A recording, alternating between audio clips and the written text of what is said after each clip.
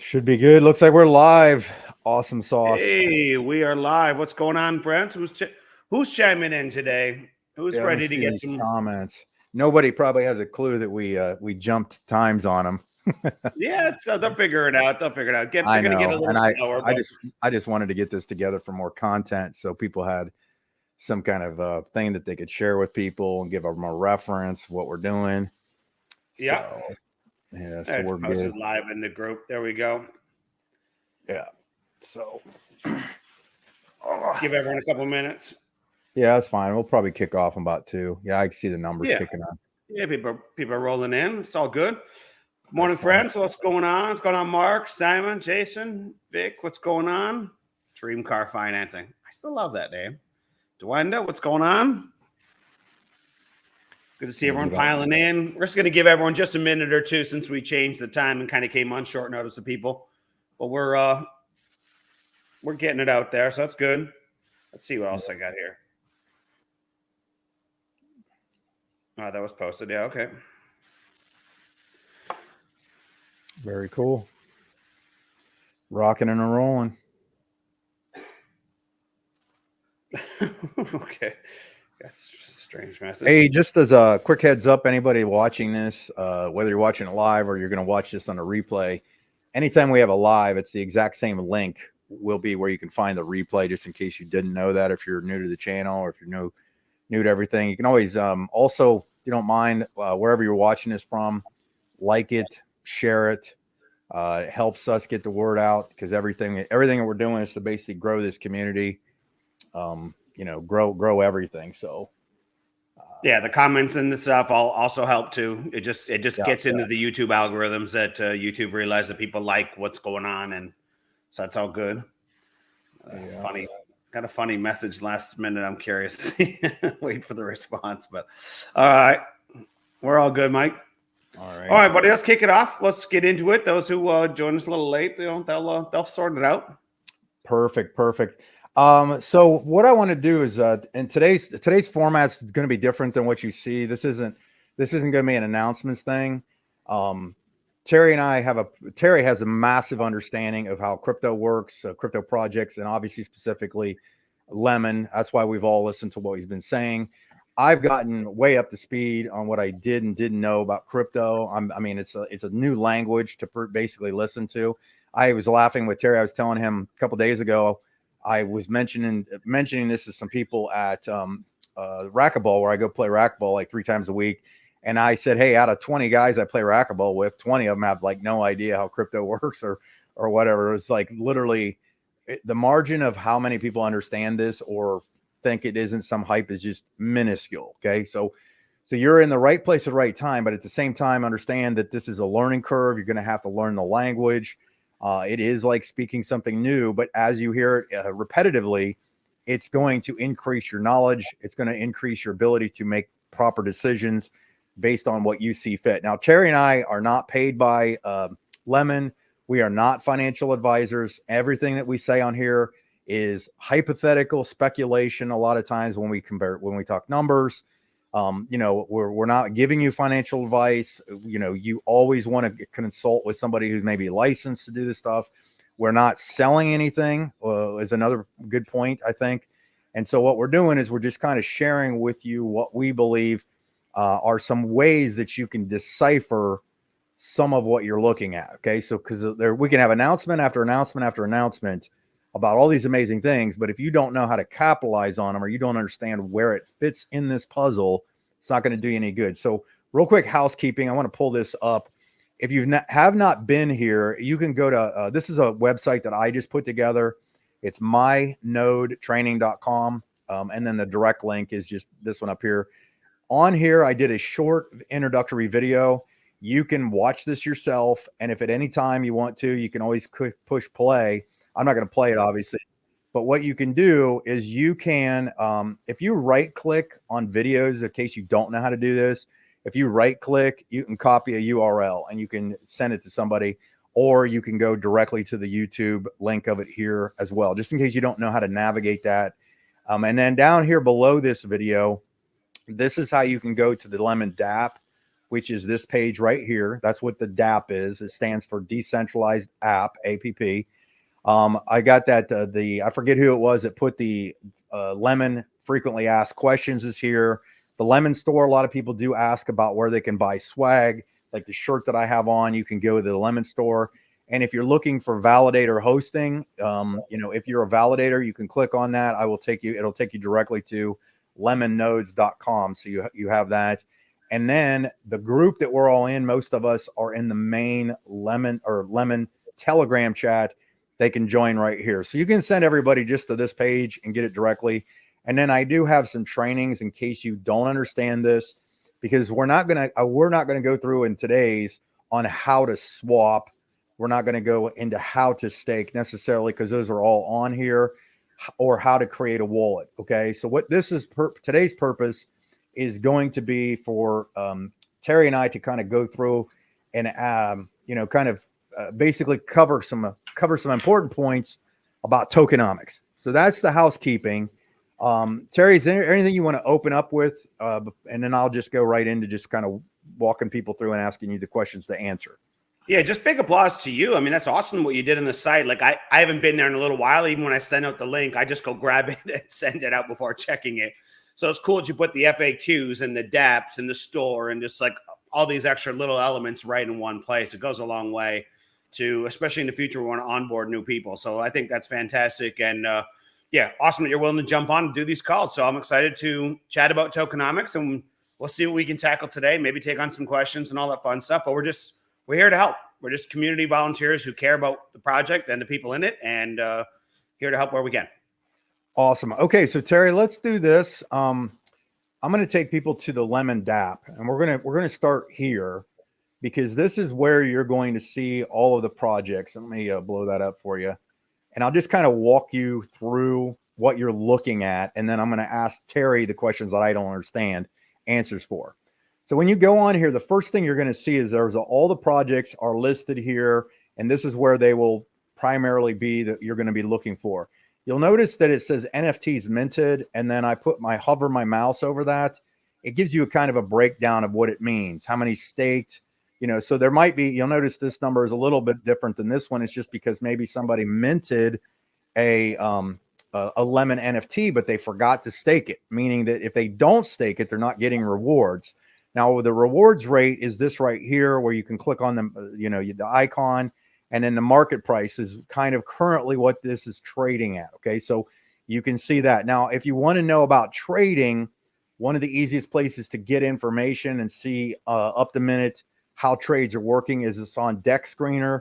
And then what you do is you just go over here to the search area of Deck Screener and you type it in. Now, to find the actual token, okay, and this is where I'm gonna grab Terry now, is I gotta shrink that, is what you do is when you mouse over this, if you click on it, you're gonna see over on the right-hand side that it's gonna pop up with the description, total NFTs. Obviously, they're gonna add an icon here so it just doesn't look like a square. But right here down in the bottom corner, you're going to notice this right here. There's a QR code. So if you have your phone and you want to scan this, it'll give you this. They call that the contract address. Correct, Terry? Yep. And that's always where you want to find it from. Okay. The source. Real important. This is the only place you want to pull this from. You don't want to go on Google and search that or anything like this. What you can do is you can touch this. If I tap that, what it's going to do is it's going to copy that. And then if I went over to Deck Screener, as I pushed on the search, I could just paste it and it's going to pull up and you'll see it right here. And then I click it and now it's going to add this. Now, if you want to keep a list of these things, just so you know how to do this, on the right-hand side, you're going to see where it says watch list. If you click that, it'll say add to main or whatever, and that'll allow you to create a watch list, which is what I have here. So I went in and I did that with every single project as the watch list. Okay, so there's your basics. But now let's go over to the light paper, okay? When you click on the light paper, Terry, explain to everybody what a light paper is defined as, or what it really means. I mean, it's just kind of, it is kind of the contract between the people in the ecosystem and those who created it. It defines what is in the smart contract, what is on offer, how it's going to work. And it should ideally provide the A to Z. And you can see that we're still in the draft stage. And there's a few reasons for that. That's not because any of the major fundamentals are going to change, but A, expediency, B, legal, and C, I would argue things like details on the blockchain, details on some of the partners. Sometimes there are contracts that they don't want us to tell the general public who the partners are quite yet. And so eventually final light papers will come in and include things like, and I know people have had these questions because my inbox gets hit nonstop, of like, what is the architecture of the actual blockchain on Lemoncoin and stuff like that. That's all going to be in the final draft. It just wasn't in the draft papers for the reasons I just stated. So, okay. Terry, to keep this simple, I meant to do this one is let's, because once a light paper is written, it's kind of in stone, correct? Correct. Okay. So we're going to just do lemflix. But if you understand how we go through and how you get educated on the light papers and what you're looking at, which is my point for today, and what Terry's going to help us with, is this will give you a better understanding of how a project works, so that when you're over here and you look at lemflix and you see that there's this many that have been minted, this many have been staked, and a lot of times when you're early, you don't know why this number is, well, yesterday it was 45 lemflix a day I was getting. Now it's 40. What is happening? Why are they going down? So that's kind of the thing we need to understand. So let's scroll through this about lemflix. You guys can listen in or read some of the stuff in here yourselves, but I want to kind of get how it works. Okay, let's start right here, Terry. And just because there's a lot of people that we take this for granted that don't understand this stuff. But what do royalties mean in a project? Royalties mean that there's an underlying business that is there, and royalties come off the top line revenue, meaning before they deduct expenses and operating and all that good stuff. It is a royalty. It's an agreement ahead of time. That could be 1%, 5%, 20% of the actual revenues coming in from the operating business. So in the lemflix case, we are going to get approximately $1 from every subscription. So you can work out the math on that percentage. That would be the royalty that is essentially committed to the project. There's going to be transparency on the royalties, which is fantastic. We all want transparency. This what builds trust and mass adoption. And that royalty then goes into the buy and burn wallet. Okay, and so let me get to that. Let me show that. So you've got the royalties, which what Terry just explained. The NFTs are what we have the ability to get for free. We mint the NFTs, and then you had let's go ahead, keep going, and then we'll go through staking and all that stuff.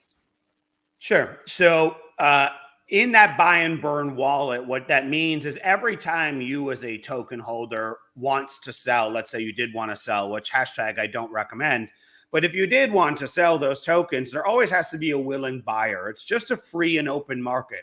It's not like we're selling our tokens back to a corporation. It's not like we're selling them into thin air or to nobody. There has to be a willing buyer there. And to make markets work better, one of the brilliant things about this model is the idea is that the royalties always provide, this is what we call liquidity. Liquidity means that there's a willing buyer on the other side of the sellers. There's some kind of market account. There's a set amount of value. And there could be buyers. It could be Mike and I buying your tokens when you're selling. So it could be anyone in the ecosystem, but sometimes it's the trust. And when the trust is buying the tokens, it has a contractual obligation as defined in the light paper to buy those tokens and burn them out of existence, which continuously shrinks the supply. But there has to be funds in there, right, ready to be a willing buyer. And so you may someday be selling your tokens to Mike and I, but you may someday be selling it to the trust, and then we'll buy and burn it from there. Okay, good start, right, Mike? Yeah, perfect. Right. Okay, so let me go down to, I'm going to skip over the rewards. Let's talk about. Well, let me just summarize the rewards really quickly on the minting and the staking and the stuff that Mike showed. Go ahead. So there's staking, minting, and gas fees. Yeah, so it's the same rule that we've always had for those who are new. Maybe you're new, but there's a fixed amount of tokens that go out every single day. And the amount of tokens that goes out is always equally divided amongst all current active node holders. So more people mint and stake, the lower and lower and lower the daily token distribution that comes your way will be. Which means it makes a lot more sense that if a project launches, you want to jump on it as quick as possible because you pick up the rewards much faster. A lot of people did that, especially in like lemflix, which is what we're going through right now. They were sitting around going, well, should I swap? Should I not do this? Do I mint this one or whatever? But those of us who acted on it fast picked up like 10 times the minting, the mining, just like that, correct? Yeah, the token rewards that were distributed, you get a lot more of them. And so accumulation is the name of the game here. Okay. Minting fee, that's the $25. Explain a gas fee real quick for people that don't know.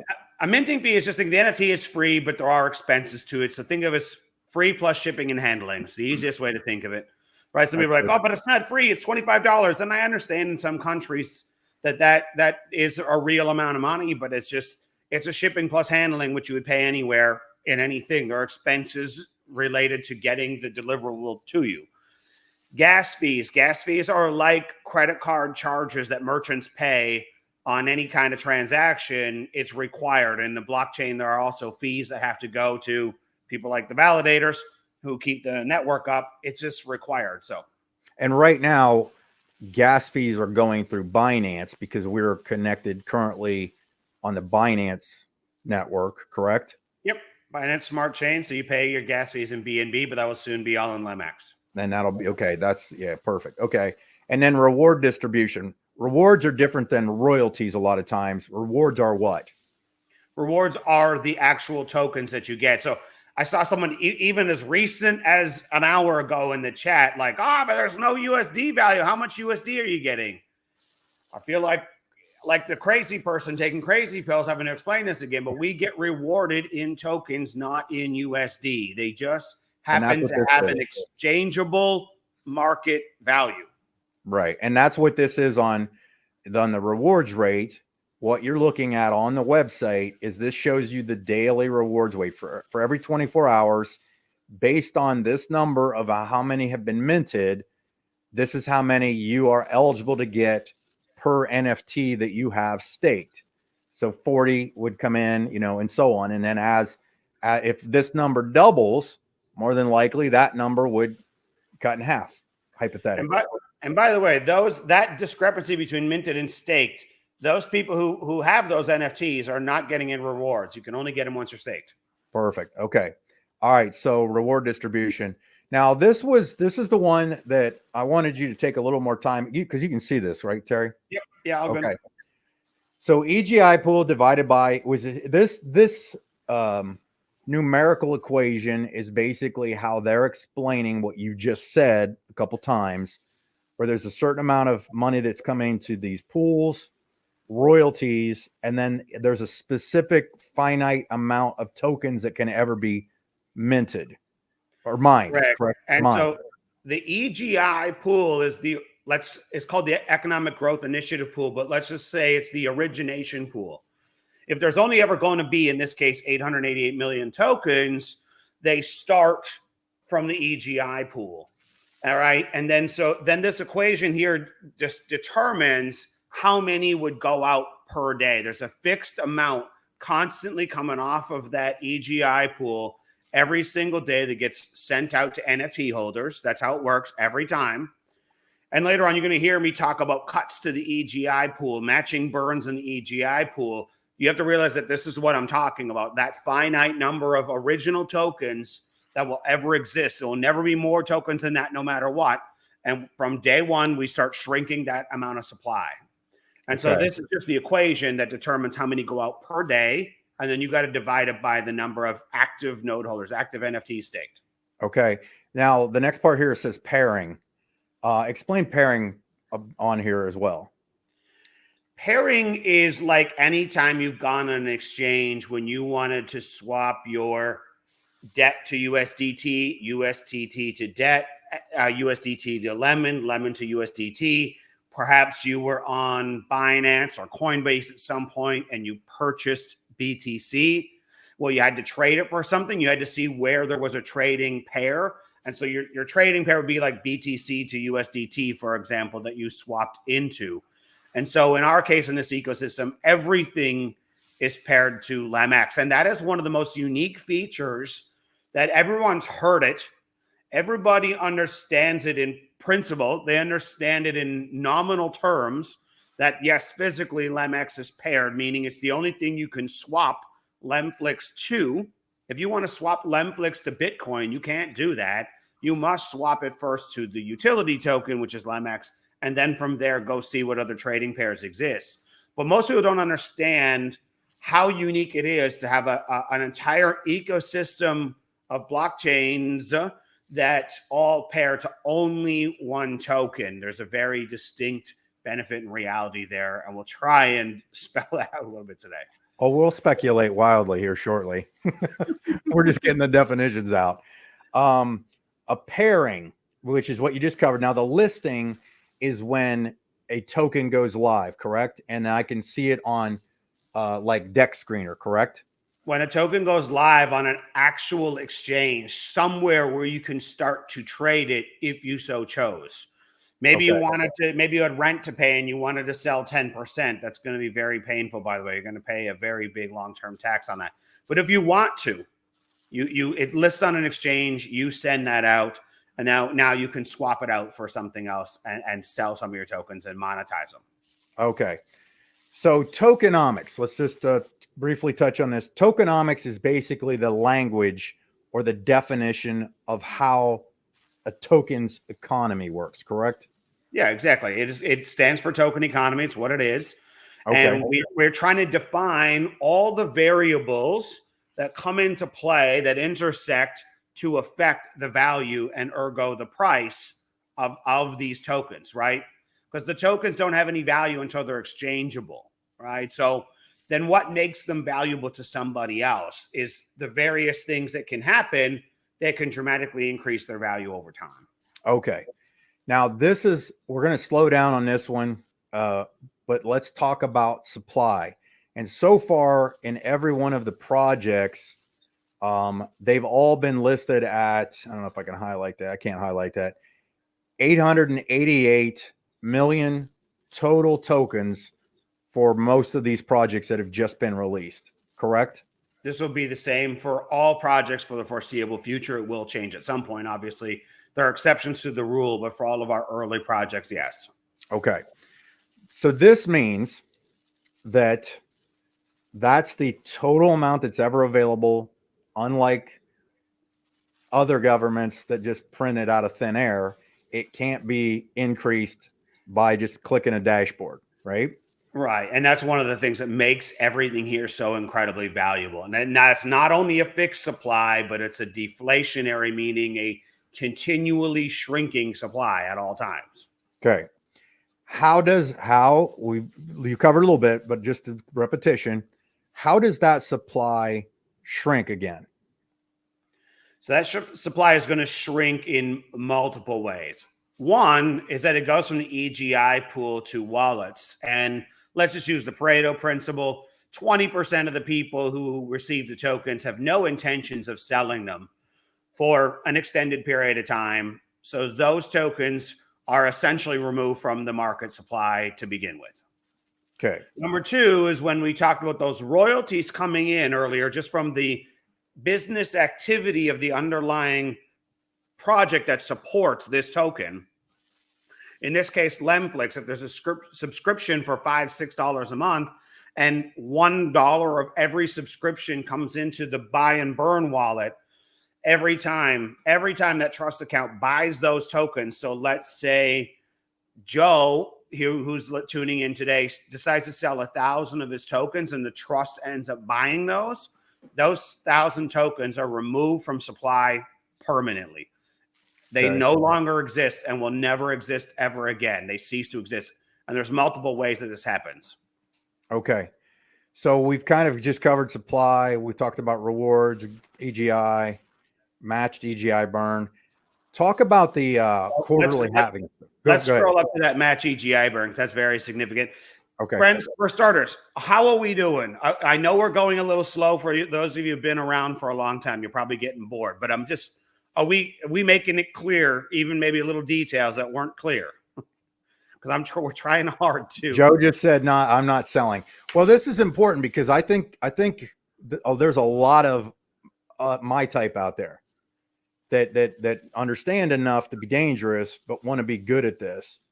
And so I'm loving the format. So I don't care what anybody else is learning here. This is me publicly saying I'm using you to explain this to me as well. So, Joe, yeah, can you please tell them to me? Joe, please share a few. Come on, buddy. All right. Okay, so clear enough. Good. Okay, so go back to the matched EGI burn. This is really important for people to understand. This is one of the, see, we covered the basics. Now we're getting to the point that people do not understand. I think that 95% of the ecosystem does not understand this. Okay, so the buy and burn wallet, the example I just used, when it buys 1,000 of Joe's tokens and it smokes them out of existence, it literally incinerates them, lights a match. The matching EGI burn means that it goes to the EGI pool, which we've described several times, the total number of tokens that will ever exist. The pool of tokens that currently distributes on a daily basis, divided up amongst NFT holders. When that 1,000 token burn happens with Joe's tokens, 1,000 is matched and also removed from the EGI pool. So if there were only 750 million tokens left in the EGI pool today, because we're brand new, let's say there are only 750, and we just burned 1,000 from Joe's tokens and then 1,000 out of the EGI pool, we are 750 million minus that 1,000. That means every NFT holder from that very moment will receive less tokens instantly. Let's say someone else wants to pay their rent, or they want to buy a validator, and they sell 35,000 tokens, and the trust ends up buying all of those 35,000 tokens. Those 35,000 tokens are gone, and 35,000 are removed from the EGI pool. These are tokens that have never been distributed even into existence. So that means every time the trust buys, it's burning twice the amount that it takes in. But more importantly, it's removing it from the EGI pool so it never actually even entered into existence. So we're dramatically shrinking the existing supply and the future supply simultaneously. What happens now when a ton of people who aren't used to having a lot of money in their lives see a token listing up pretty high, and short term there's a decent amount of price support and enough liquidity for a whole bunch of them to get out? What happens now when, let's say, collectively 1 million tokens get sold in a day or in a week or in a month? Let's just say for the day, for example, 1 million of existing tokens that were already distributed just got cut out. So let's say in my example, we distributed, what did I say, 130 million out. 1 million got cut from there. Another million of future tokens got cut from going out. What happens when it's 10 million? What happens when it's 10 million per day of tokens going out? And the matching EGI plus the existing that was already out there gets smoked out. That token supply starts to go like this, really fast. Really fast. And then we've still got 20% who just ain't selling no matter what the bid and how seductive the offer is. They're just not doing it. And you guys getting this thing? Are we getting it? I'm getting it. And then what happens when you add in quarterly halvings? So quarterly halving means the supply shrinks rapidly. So there only ever was a fixed supply. Now that fixed supply that used to be 880, in theory, would get down to 440. Right? But what happens at the halving is different than what you're imagining. It's not 880 to 440. It's the current existing supply that still remains cut in half. So now all of a sudden we are rapidly removing tokens out of circulation. So as an example, when lemflix lists and everybody sees it listed like, let's say 50 cents, and they have 10,000, 1,000 of them in their wallets or whatever. And collectively, I showed you, I think there's like 40,000 people that have lemflix. They all bail on that. It burns all those tokens just disappear, correct? Yep. And then, so that would take that immediately off the table. And then you're throwing in a quarterly halving that takes another half of what was left out of all those that sucked the supply down to begin with, correct? Right, of those that still remain. So instead of being at the quarterly halving, instead of being, I don't know, I'm just picking a random number, guys. I didn't do the math and memorize every last step. I'm not that detail oriented. I just understand the big picture. That's all I need to understand. Let's say we're at 600 million tokens by the time the first EGI, before the quarterly halving comes. Now we're down to 300 quickly. So it went from 880 to 300. That is more than 50% of the supply that will ever exist that is already gone. So that means that if there are people who are eager to sell because they're trying to live off the token supply, big mistake. But let's say they exist, those who are trying to take $10 a day off the table. Well, they used to be able to do it off of, in your example you showed earlier, 40 tokens a day. When the quarterly halving comes, they might be down to 8 tokens a day. And so now they need those 8. That means that doesn't give them a lot of tokens left to sell. They are running out of stuff to sell. As that supply keeps getting cut down, they're going to get dropped. Sorry, I feel like a sneeze is brewing. They're going to get cut down to that 6, that 5, that 4 tokens a day. And now they've got so the people who did want to sell have almost nothing left to sell. And how would they get tokens back? You'll never get them back. It's impossible to get them back, right? You can never get them back. And bought them. Well, you can go ahead and buy them in the market, but it doesn't make sense. Like, I mean, you're smoking out this supply and then trying to buy them back again.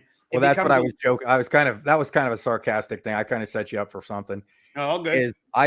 If I just mined 1,000 tokens for my minting, and mine those, and I turned them in for 10 cents a piece, and I made my $100 or whatever it is, $1,000, and then all of a sudden I now want tokens, but everybody sold, AGI burns, quarterly halvings.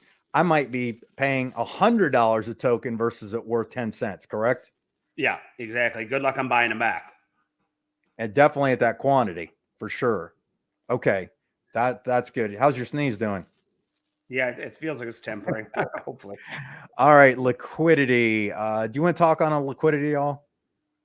Yeah, it's important. Okay. Yeah, go for it.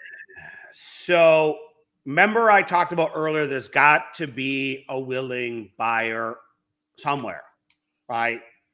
Got to be a willing buyer somewhere. And in the beginning, the royalties are kind of insignificant, right? So what's been architected here, which is also, brilliant, really, if you think about it, and I'm going to try and help you understand it. 10% of that total supply is already gone. So from day one, we're really only talking about 90% of that number anyway. So 10% is already gone. That goes into a liquidity wallet. Think of it like an escrow. Keep that screen up just in case people want to follow along for a second, Mike. Okay. And just think of it going away like into an escrow. Okay. Those tokens will only ever be used for when a new exchange opens. We're going to put some tokens in there. So there's enough room for buyers and sellers to kind of participate in the market, right? So that liquidity pool and that new exchange has got enough tokens to get started with, providing a little bit of price stability in there. And so 8 million tokens on average will be deposited every 90 days to somewhere. Now, as those tokens and prices go up and down, you know what I mean? A lot of things will transpire. But what we want you to see here is that there's going to be enough tokens for you and I to buy and sell into the market to a good degree. But now we're only talking about 90% of those tokens available ever from day one. So it's another 10% cut right from day one that won't exist. That's awesome. Transaction fees, collection fees. Cutting, right? Wallets, earn address. Okay, we kind of went through all these wallets, right? Do you want to go through any of the wallets or not? No, just know that you can always go look them up so you can track and trace what's happening and what's going on. And then the contracts. Yeah, these obviously, like Terry said, this this light paper is a demo at the moment. Okay. So there's one other really important part that we need to take on. Okay. That's huge. That isn't being fully spelled out in the light papers. And if I've said anything wrong and you're watching, Jay, I apologize, but this is what I recall you saying. So I apologize everyone in advance if I misspeak here, but this is what I understand and I believe I am absolutely correct. So we saw that they take some of the EGI pool and set it aside. They're also setting aside a certain amount of LEMX tokens in these projects. These LEMX tokens are essentially, I believe they are loaned to these businesses, right? So that loan comes in. In the case of the early projects, it's 50,000 LEMX. That 50,000 LEMX is going to be going and set aside in a buy and burn wallet, right, for ease of understanding. And that's going to get spent over the next 24 months. Now, that gets spent over the next 24 months in a buy and burn function. So at today's prices of $60, you can do the math, you divide it up, you can see that it's nice to have, but it doesn't make it anything overly substantial. So let's just say that some people will find this very conservative. Some people will find this wildly too high. So there's no winning for me here. But let's just say we take the current price and we double it every month, just for the sake of you playing around with the math, not financial advice, not guaranteed, not predicted by me, not price fixed by Jason or anybody else. It's market-driven thing. No one can predict the future. But what happens if that LEMX price now goes on to double every single month? Look what starts to show up in that buy and burn wallet. And you're going to see that the numbers get really huge. They could become very, very substantial. Go ahead, Mike. So what you're telling me, Terry Tillert, is that if there's tokens that are LEMX tokens set aside to buy these specific projects, correct? Right now, if they were to use said token, it would be buying at $60.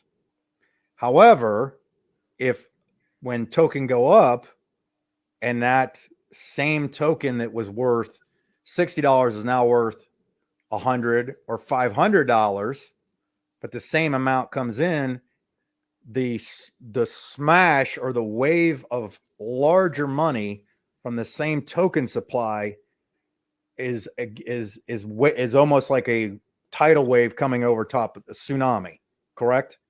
100%. So we are talking about roughly, in loose math, around 2,100 tokens in these early projects, 2,100 LEMX tokens that are going to be spent during the month, because those are equally divided amongst 24 months. So it's easy to do that math. And then so, yes, as the value of that LEMX changes, right, this is in addition to the royalties. So the royalties keep getting added to that wallet. So as Shabir gets his influencer network out there really cranking things, and let's just use a lemflix example to stick with it, and now all of a sudden we get to 100,000 users. That's 100,000 on top of the value of that LEMX that's locked in that pool. And I can tell no one's getting what I'm saying somehow. No, it'll click. What's going to happen is they're going to go to Deck Screener one of these days and not know why there's so many why there's so many percentage increases and growth. And that, to me, this is what I liked about this. And I told Terry this and thanked him for obviously helping educate me on it. But I explained it to my wife, Stacy, too, who I'm driving up the wall with all my lemon talk, right? One token up, sir. Yeah, I know. She could, trust me, I know I'm driving her nuts. This is just math. And to me, that's what makes it so exciting is this isn't speculation. This is just do this, this happens. If this happens, this happens. It's just you can't manipulate it. It's all transparent. And that's what's so exciting about this is let alone the money that's going to crash in when Mega Lemon is hitting. Okay. So shall we just, again, Terry and I are high as kites. We've been drinking all day. We're just speculating. This is all a joke. This is all just us making believe. But Terry, what would happen if they tokenized airports, ports, shipping ports? What else we've got that you can tokenize? Pretty railroads. What else? Yeah, what if the Panama Canal comes in? I mean, I just the example I use in my mind, how many, and I don't even know what the numbers, I couldn't even start to speculate how many billions, because it wouldn't be lower than that in my mind, how many billions of dollars would come crashing into LEMX in that case, right? And what does that do to the price? Yeah, sure, there'll be some sell pressure, all that good stuff, but what does that do to the price? But what does that do to the buy and burn wallet on every project paired to it? Everyone, like I said earlier, everyone understands the nominal idea that it's paired. And they've heard that as LEMX goes up, the other coins will go up more. But no one's really connected the dots and done the math as to why. But this is why. Because if that kind of money comes in, institutional size money comes in, affecting the LEMX token to push that thing to 1,000 to 10,000 to 50,000 to $100,000 plus, and that one token is now worth 1,000 or 10,000, like I just repeated, is now over on an L2 project, buying up those tokens that supply had gone like this. What is the inevitable outcome? With 2,100 tokens at that value hitting per month. I have to run around my room real quick. Plus royalties hitting a token supply that went like this. Because, by the way, as that starts happening, the prices start to really shoot up, and then the greed gland tickles in on even the holders. Right? And the holders start wanting to leverage up. The holders start wanting the new car. The wives want the new house. The wives want the pool installed. And they see the wallet balance and they're like, what if it doesn't stay here? Like, we're never going to see this again. Just hurry up and sell it. Cash it in. Do it. And what are people going to do? And they hit that button. Right? They're just going to. It's just human nature. There's going to be a million reasons and temptations. But there's not much supply there. Right? And there's no new supply coming in. And so I saw the question, like, what happens when there's no tokens left in the EGI pool? That means it's game on it's a game of chicken between the people who currently hold tokens and how much they want to give up to the buy and burn wallet and at what price. The end.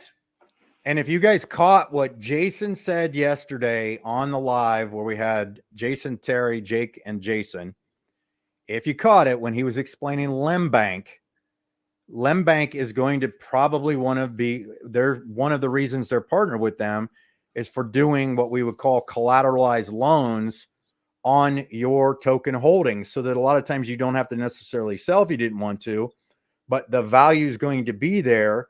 And you would have to have a based on what we're looking at, is it's going to be worth a while. But I mean, if you can show that you had X amount of LEMX tokens, the main utility token, and it's just done nothing but this the entire time, what do you think is going to happen? I mean, I'm getting it, Terry. Have you guys, and we did this call before, Jay asked me to come do this call about a month ago to explain all of the ways in which the LEMX supply is going to be completely locked up and gridlocked, right? Like what happens in the lotto case where all the LEMX tokens are locked and released on a time contract basis for when even the lotto winners can get their loot. They're not paid in USD value. They're going to be paid in LEMX. And so as the value goes up every year, they're also going to be happy about the time lock. But what happens if we have a lotto every week? What happens if we have one twice a week? What happens if we have one daily? What happens to all those tokens that get locked up in a contract that are locked away for distribution on top of all the other things? Now we just introduced LemCrate that's going to lock up more supply. It's just like, you see how the token supply just keeps getting locked up like no one's business. And so you got this mega lemon hit, right? And so this is not me predicting the price for you. This is me just showing you that there's a lot of variables. That's why it's called tokenomics. That's why it's not called ROI, because the sellers control the price. But you can see how the sellers are going to have very little to sell very quickly. And so their resistance to the price moving up becomes very difficult for a seller to impose. So that's the point. That's why it's not an ROI. That's why it's tokenomics. I want to ask you this, Terry. I'm going to go back over here to lemflix. Just for hypotheticals, of course. So right now, a lemflix is making 40 tokens a day, right? See. Okay, so a lot of people, so when it lists, let's say it lists at 50 cents, right? Because that's potentially what it could list at officially. Sure. Yeah. Okay. So you would take 50 cents. So what my question is, because I need you to help me with the math, because sometimes it doesn't, I usually ask ChatGPT all these questions.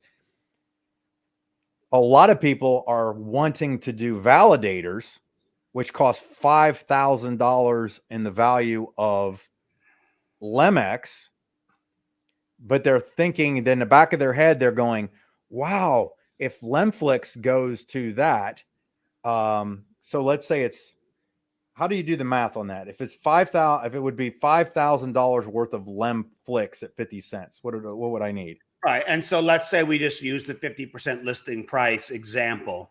And there's a lot of variables that can affect it, hence why it's not an ROI thing. But you divide that by 50 cents, and that'll give you the amount of tokens that you would have to sell. So that comes out to just roughly 10,000. So let's just play with that number for fun. Okay. Well, let's say 500 people want to get a validator. That's 5 million.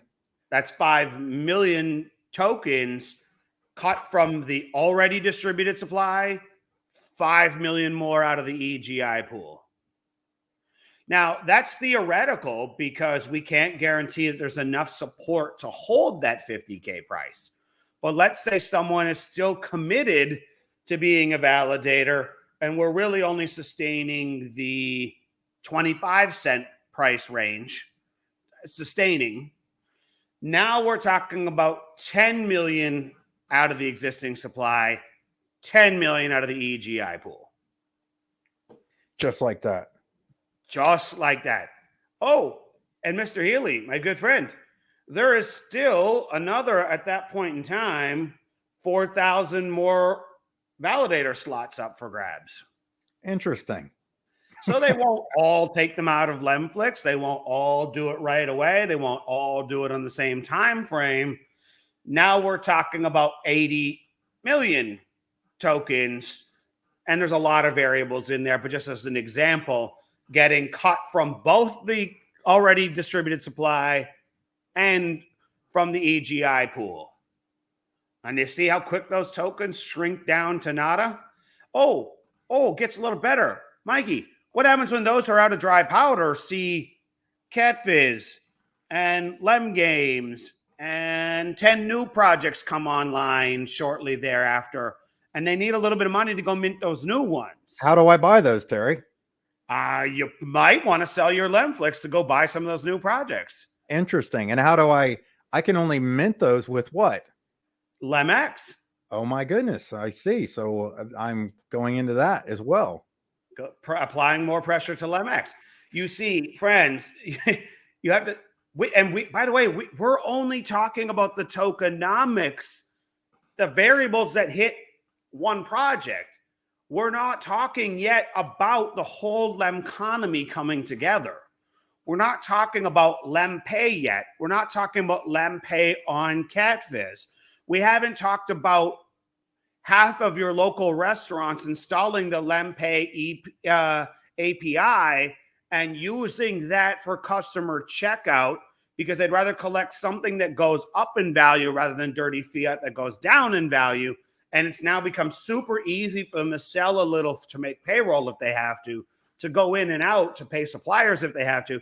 They all of a sudden don't mind collecting the crypto because it becomes super easy for them to navigate, right? And they start to get wise to the fact that this thing is going some places.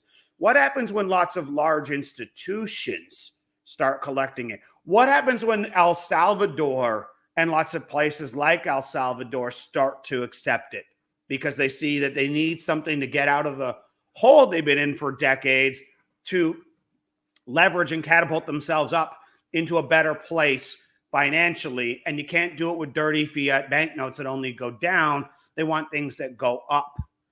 And what happens when we have our own TikTok? And what happens when we have the lottery going? And what happens when more tokens get locked up? And what happens when, like, there are so many and then what happens when everyone can see, millions of people can see that they can use it as an actual currency and they get rewards in LEMX on their credit card for doing so. And they start buying t-shirts and clothing and cars. And what happens when Ferrari accepts LEMX? And what happens when, like, there's so many, you understand that we're building an entire lemconomy, a global lemconomy, where you can basically buy anything. There is no product or service that you can't buy, and mostly all stay in crypto. How does that start to, what's the ripple effect of that literally start to affect other things? We're just talking about the variables on one token, but you guys are not accounting for all these other variables coming through. What happens when on the lottery, you got 1 million people each having a pre-order button in their wallets to go participate in the raffle and the lotto and all these other things every single week automatically with a click of a button in the wallet app? Like, there's so many things that start to. And you're telling me, Terry, that those are royalties that are going to crash into these exact projects at the same time as the supply going down, as the halving, as the selling, as less tokens are being minted?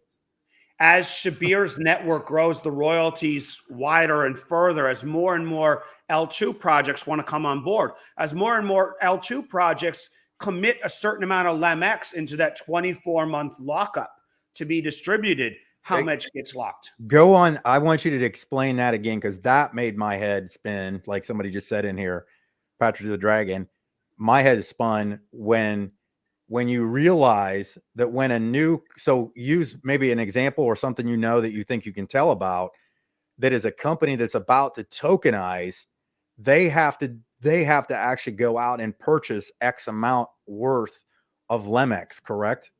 Yeah, they're going to get that on a loan basis in most cases, which will allow them to lock that up. And of course, all those loans need to be repaid to the Blocks project. What? It's called Lem Loans, Poppy. Yeah. You know, and I don't want to like toot the horn, but I did it for basically free. But Dave here is bringing up a great point in the chat, Mike, if you pop that on the screen. Which one is it? If you guys understand what we the security training one are talking about here, you guys understand that identity theft is not a random event. Identity theft is you. You have no operational security, no privacy, no protection online, and you are a target. That's what the privacy course is about. It's not about putting blinds up on your windows and hiding your wife in the shower. It's about protecting you from the internet and identity theft. And when people figure out who the original Lem people are, we will be targeted, okay? Because they know that we got the early big squeeze of the juice. So if you're fools, if you think that at some point there aren't hackers out there looking to find out who got the big squeeze of the juice.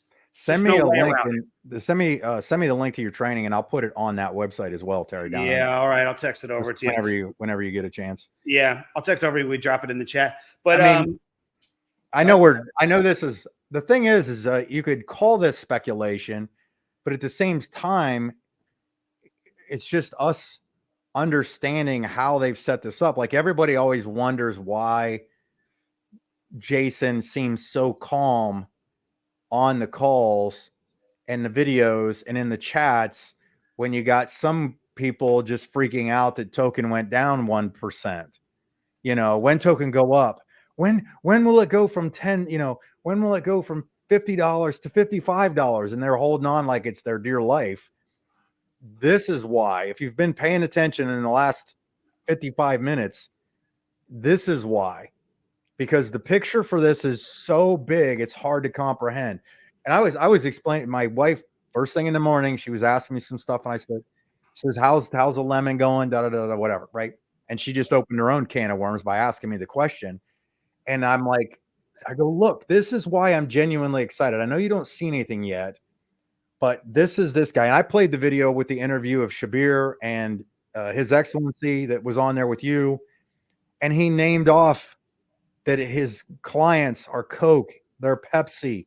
He has 4.5 million people, influencers that he owns. Do you know what that means? Like he sponsors over 4 million that are going to go, that's just that. Right. And then you add that, and I'm like, look, this is what this guy said. Then I showed Stacy the video I showed you guys yesterday, where the royal families and stuff were at the event that Jason got the award on. I go, this is why I am optimistic in a good way. This is why I'm trying to figure this out as fast as I can, because of this, of how big it could potentially is going to be, because again, it's just math. And you know, Terry, about an announcement that's probably coming that's just going to just shake the world. Oh, it's not just one. It's not just one, and it's not hype. I just can't vouch for whether the contracts go all the way across the finish line and how that rolls out. But you guys ain't heard shit yet. So, but let me also, Mike and I were speculating the other day. So hashtag speculating. This is not something I've clarified or verified. So maybe I'm wrong, but I'm going to plant this little seed in your head, because Mike and I were playing the connect the dots game, and Mike brought up a few really good points. And I was like, oh shit, you nailed it. So you guys remember hearing about a large number of wallets that all had a certain amount of money earmarked and stashed away. And we've been wondering where they would come from. From Jason's mouth. Jason's the one that said this, not us. Right. That part I'm not speculating. We're speculating on who they are and where they came from and where the money came from. You guys heard that, right? In the chat? Are we still together? Mike also sent you a text earlier. Yeah, we're good. I just got the text. We're good. Yeah. Are you guys hearing what I'm saying with this thing? All right. So I forget the number, right? But there was a large number of wallets with a whole bunch of money ready for minting set aside. Did you guys remember the interview that Shabir had talked about, where he likes to literally incentivize via giveaways on the front end to get people hooked on and into a marketplace, to change their market behavior and to get them singing, right? Well, that number of wallets that are locked up, Mike and I have worked out. I'm speculating, and we're hallucinating that is a front end. Those are front end loaded wallets of Shabir's influencers to get them singing about the ecosystem. I could be way off base, just an hallucination, but those are influencers who talk to large numbers of people. What happens after they get hooked, when they get bit by the lemon bug? And I brought it up because I have a marketing background. Like, this is what I do on a regular basis. And I was thinking to myself about the significance of that, because I'm like an influencer. I do all these stuff, reviews, and we got into chit chatting about it. And I started remembering the conversation about the wallets. And I'm like, what a genius way to incentivize these people with paying them without paying them. It's like in marketing, the name of the game is, if I can spend $1 and at least make $1 back, I beat everybody. But if I can spend $1 and make $1.50, it is a license to print money. And if you look at what this guy already has, because he didn't He didn't spend $100 million on software, and he doesn't have 4.5 million people on retainer that he pays for if he doesn't know what he's doing from a marketing standpoint. He doesn't have Coke and Pepsi, the two largest brands practically on the planet. And now you've got funded wallets ready to go in and make the purchases. That I asked Terry this question, and Terry's like, with some colorful language, said what he thought on his mind. And I was like, he's like, oh my God, right? This isn't speculation. This is just easy to kind of put dots together. Right, because we were like, how do you explain those wallets? And I was like, oh, hell yeah, that's exactly where it is. Like, fuck, of course that's where it is. That's the answer. And like you say, because once you can get $1.50 back for every dollar you put in, you just pour gasoline on it and you just keep going. It's a perpetual cycle, the flywheel effect. You guys all heard me talk about the flywheel effect before, right? Before a bunch of insane things happened. You guys heard me talk about the flywheel effect. Let me just kind of end the call with this, right? What do you think happens to all the VCs and speculators with big money who are looking to park their money somewhere start to eventually work out what's really going on here? What some of you have taken a couple of years to work out, so they may not work it out overnight. But when they do, where do you think they want to park their money? I'll leave you with that thought, my friends, because I know the answer to that question. Absolutely. There are going to be people that have been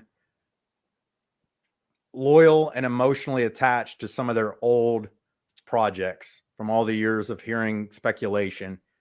But in my opinion, everything that I've seen, and I'm watching this happen in real time, this is where they're going to be shoving everything. Like, they're just going to be bailing from some of those things, especially when you look at, and we never even talked on this, and I know we're going to have to wind this down. No, go for it. The L1. This is the first time I think we've said L1 today, of us being an L1 with the transaction speeds that are unprecedented in this space, of the adoption that companies want to have and will have using that. And again, it's all spendable LEMX, which takes the price of LEMX and pushes it through the roof. And if you haven't seen Jason leave the crumb on this one 50 times now, that he believes the L2 projects were going to potentially outperform the LEMX itself. What happens when you have $100,000 LEMX and it's crashing into no tokens left over there, with royalties, with burns, right. There's only one outcome. I mean, again, it's not an ROI. It's not a guarantee. It's not a promise. We're not selling anything. We're not compensated to be here. We're just doing math with you. And I look at other crypto projects. There are trillions of dollars currently in crypto. It's all there for a variety of reasons. A lot of them are around this idea of store of value, because it's a fixed supply, and we live in hyperinflationary environments. Fixed supply is very attractive. But when a new seductive mistress comes along that's deflationary, what do you think happens to all that market cap over time? Joe said it good. Then token go up. And other token go down. Because there's going to be a large vacuum sucking noise over here. It's going to sound like lemon juice being sucked through hyperspace, pulling like a magnet on a lot of those other dollars out there, because capital flows to where it's respected. Capital flows to higher grounds. It just does. Absolutely. Terry, I think I'm out of juice. I know that was fantastic. Go refill yourself up with some lemonade, and we'll be back again. We'll do some more of these. We've been maybe doing a few too many for some people's liking, maybe too many for other people's liking. We're trying to find that balance. So we were just, the biggest thing was these questions have come up a lot, and that's why Terry and I were on the same page, kind of saying to do it. I was thinking about asking him, and then he actually said it ahead of time. So I was like, yeah, this is definitely a time to go do this.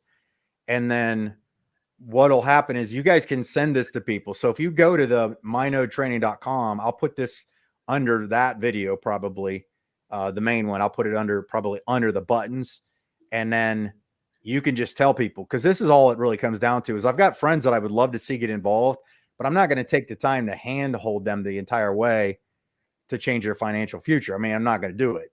But I will send them the video. I will send them, this information, and they can get it. And I think if you guys are probably going to want to watch this one over and over. That's why I did the best I could to go through and break down what the things, because when they say light papers are coming out, read the light papers, you're going to know what you're reading now. And then after you read them, you're going to be able to make a decision on, it's a project I'm going to pass on, or this is one I want to get on. This one just minted. I mean, I personally believe, and Terry, I'm sure you are on the same page as this, that when a project launches, there's a chance that it will mint out, completely be gone in an afternoon. Like there'll be that many people that when they launch a live project, that many people will be in the ecosystem. So we're spoiled right now in a way that, There'll come a day where we get very few NFTs and very little tokens, right? Like the model won't change, but there's be so many people minting that we're just going to get, cranked down on how many tokens we can get right from the get-go, because if 200,000 mint on day one, if 500,000 mint on day one, divide that up by the number of tokens going out, you're not going to get a whole lot of grab on that juice. So that'll change. That'll change, friends. And hey, Mikey, maybe this is not called when token up. Maybe it's called why token up. There you go. That's why. I mean, that's actually a better one. I like that better. It's why token up, and then you can go why token down. You can show it, that kind of thing. Hey, if you guys are wondering why Rev token up, why Rev? Because there's no tokens left. There's no tokens left in the wallet holders, and there's no tokens left in the EGI pool. There is none. So you are watching it real. These are more aggressive than Rev, but you're watching it real time. Rev came in 10 days before some circumstances. And very soon, when real money hits Rev, you're going to see what we were describing, right? Yeah, it can be crazy. Hey, if you guys enjoyed today, do me a favor in the chat. I mean, without killing the Telegram, maybe just put, hey, make sure you guys watch this. Make sure you watch this. Sorry, Terry, I'm going to look. People are going to go wonder what's happening. But let people know about this, because this will actually, in my opinion, answer a lot of the questions that people have, because now they can take a deep breath, that they don't have to keep asking when token up, because they will understand where we're at and what's going on. So just make sure, mention that you liked it, you got something out of it, and so on. We could be on here for a long time answering questions too, but maybe we'll do this. Well, maybe we'll do Q&A on a different one. Just we can get this out here and get this done within an hour or so. Is that cool, Terry? Yeah, good, buddy. All right, cool. Well, hey guys, everybody, ladies, gentlemen, thank you so much. Terry, any closing words? All good, man. Just keep stacking and learn to protect your asks. That's all I can say. Absolutely. Have a good one, guys. Thank you, gentlemen and ladies. Have a good one.